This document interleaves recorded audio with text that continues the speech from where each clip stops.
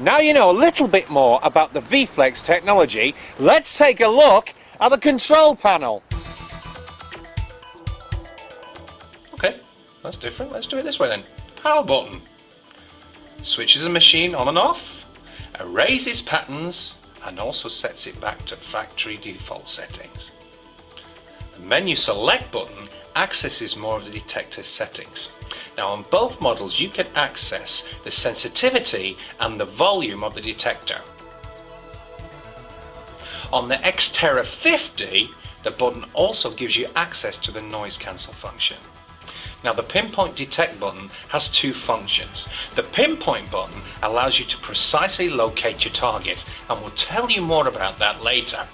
Now when you're in the main menu you can press the detect function and it will take you back to the detecting mode. The plus and minus buttons adjust settings.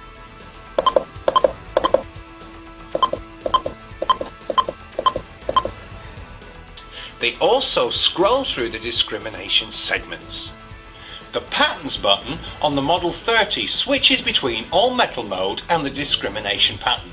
On the Model 50 you will find the pattern button switches between the number 1 and the number 2 discrimination patterns.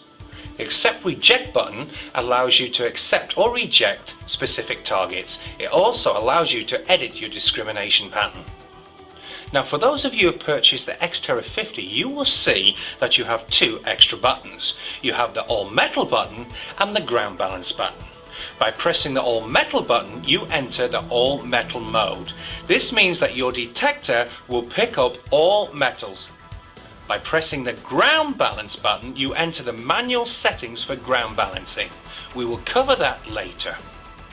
Now let's move on to the display elements. The disc patterns indicator shows the current detecting mode that is being used. The Model 50 TERRA has three modes, all metal and two discrimination patterns. The Model 30 has two, all metal and one discrimination pattern. The depth indicator shows the approximate distance from the coil to the target. One icon represents a distance of 0 to 2 inches from the coil. 5 icons showing represents a distance of 8 inches or more from the coil. The headphone indicator shows that the headphones are connected to the detector. This icon will disappear if the headphones are disconnected from the detector. Using headphones will also increase your battery life. The battery indicator shows you how much charge is in the installed batteries. The two black segments indicate a full charge. One black segment indicates half a charge and an empty flashing icon indicates that the battery power is low. The numeric target ID appears here. The numbers range from -4 to 44 on the Model 30 and from -9 to 45 on the Model 50.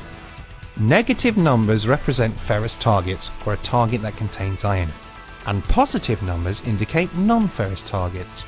The number will be accompanied by a low, medium or high tone that corresponds to the number displayed. Ferrous objects will give a low-pitched audio response.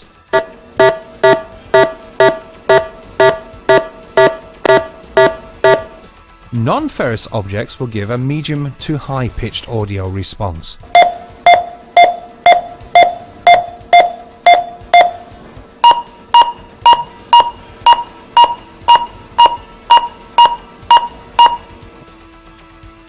The discrimination scale here shown is another way of displaying target information. When a target is detected, a segment on the scale will appear that corresponds to the numeric value of the target. The discrimination scale also shows what metals are rejected and accepted. Now that you've learnt the basics of the control panel, let's move on to the things you need to know before you start swinging your detector. So let's go over to the USA and meet a good friend of mine and colleague, Pat Watson, who's going to be covering noise cancel and ground balancing the machine.